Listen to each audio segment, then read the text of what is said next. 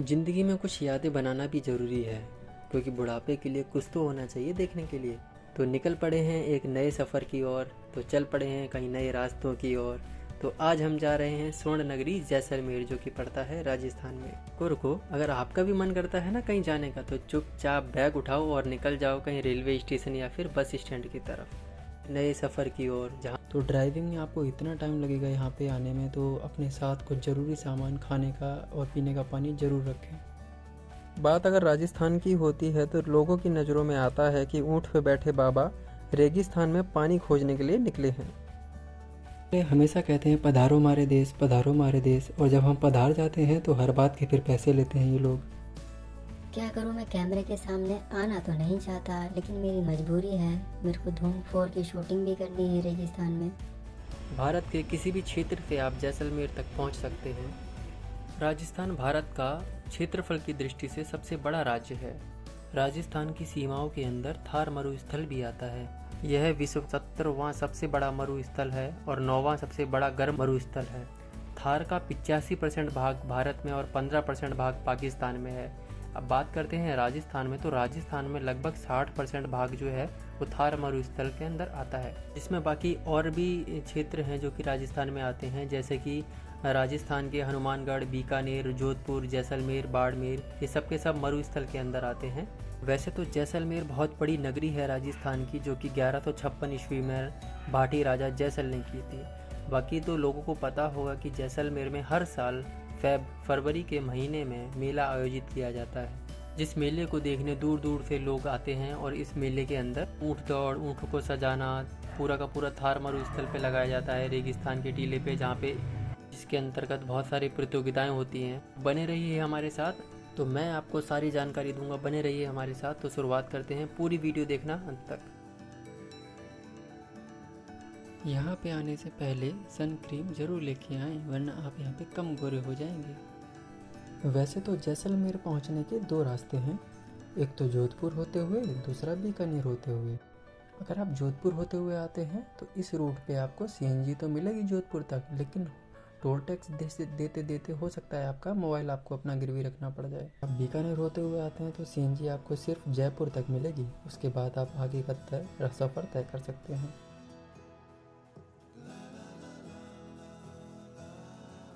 यहाँ तक आने के बाद आप यहाँ पे काफ़ी सारी चीज़ें घूम सकते हैं। ये जो लिस्ट है, आप इनमें से अपना प्लान कर सकते हैं घूमने के लिए।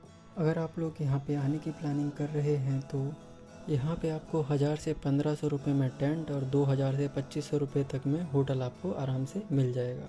रेगिस्तान होने की वजह से यहाँ पे दूर दूर तक ना कोई शहर ना कोई गांव आपको दिखाई देगा रास्ते में।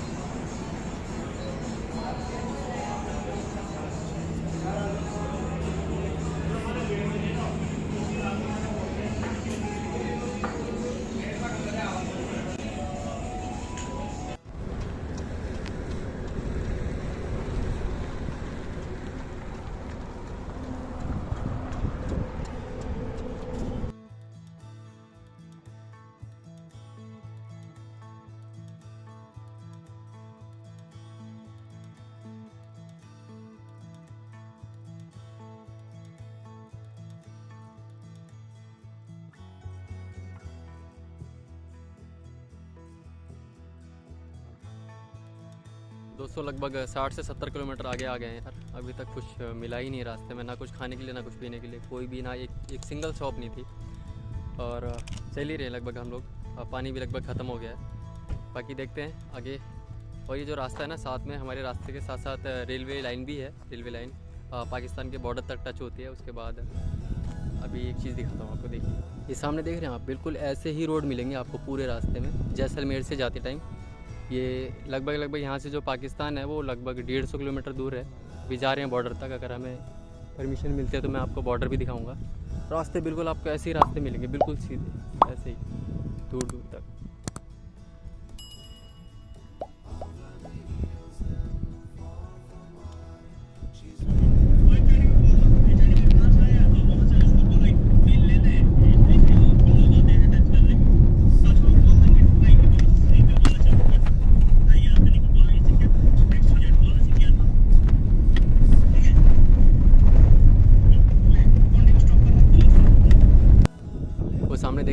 से विंड टर्बाइन लगी हुई है, पूरे एरिया में विंड टर्बाइन लगी हुई है। वो देखिए इधर भी लगी हुई है, पूरे जहाँ जहाँ दूर दूर तक नज़र जा रही है सब ऐसे विंड टर्बाइन लगी हुई है। सब इनसे इलेक्ट्रिसिटी प्रोड्यूस होती है और सामने उसकी जस्ट पास में ही वहाँ से रेलवे लाइन है। और ये देखिए रास्ते पे कोई नहीं है रास्ते पे,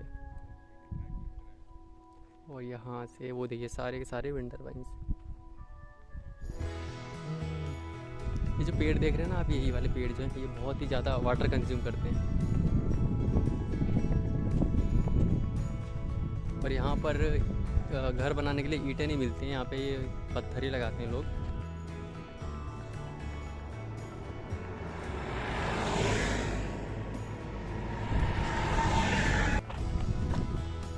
यार मैंने ना मतलब पूरा इंडिया के बीचेस घूमे हैं और इंडिया के जितने भी हिल स्टेशन हैं वो भी घूमे हैं। साथ साथ बार ये थार देखना था मुझे, एक्चुअली मैं रेगिस्तान कैसा होता है तो आज रेगिस्तान भी देख लिया। तो खैर अभी चल रहे हैं और जैसलमेर भी घुमाएंगे आपको, जैसलमेर भी देखेंगे। तो जैसलमेर हम कल देखने वाले हैं, जैसलमेर फोर्ट और बाकी जितने भी एरियाज़ हैं वो कल कवर करेंगे। आज का पूरा दिन तो सिर्फ रास्ते में ही चला गया, ट्रैवलिंग में ही चला गया, कि बहुत दूर एरिया है और बिल्कुल आपको पता ही है रास्ते में टाइम लगता है। और पूरी इंडिया ट्रैवलिंग करना चाहता हूँ, इंडिया का एक कोना कोना देखना चाहता हूँ मैं। तो प्लीज़ यार जो चैनल पे पहली बार आए हैं तो चैनल को सब्सक्राइब कर दो और बने रहिए मेरे साथ। मैं आपको एक एक चीज़ दिखाऊंगा और ऐसे ही नए नए एडवेंचर्स। अभी एक भाई मिले थे यहाँ पे एडवेंचर्स के लिए, तो उनका कार्ड है मेरे पास। कॉन्टैक्ट डिटेल्स मैं आपको डिस्क्रिप्शन में डाल दूँगा, तो जिससे आप कॉन्टैक्ट करके यहाँ की सफारी या होटल प्राइस या जो भी है बुक कर सकते हैं, आप जहाँ से भी आना चाहें। तो वैसे तो नियरेस्ट रेलवे स्टेशन से आप रेलवे स्टेशन भी आ सकते हैं, जोधपुर आए तो जोधपुर आ सकते हैं, या फिर आप डायरेक्ट जैसलमेर आ सकते हैं। तो चलिए आगे चलते हैं।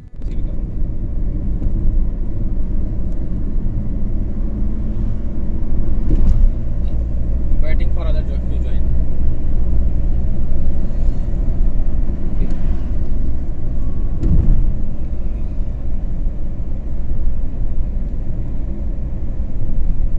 इसमें जाऊँ मैं, इसमें किसके पिटपुर और वो जो है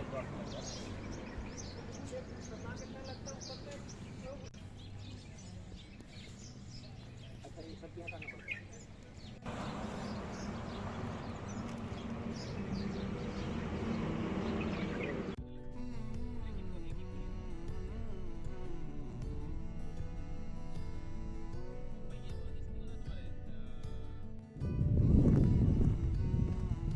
वो देखो वो सामने देख रहे हैं आप, वो ऊँट जा रहा है, उसके आगे एक और ऊँट जा रहा है, और वहाँ पर देखिए जहाँ तक दूर दूर तक नज़र जा रही है वो सब ऊँट हैं।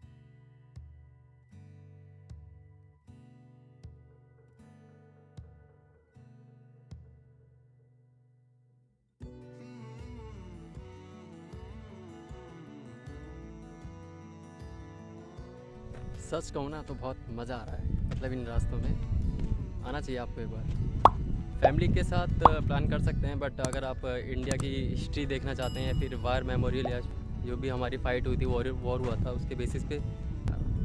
और टूर्स भी हैं, काफ़ी सारे विजिट हैं, सफारी करिए, कैमल राइड करिए। बाकी तो चलिए आगे देखते हैं।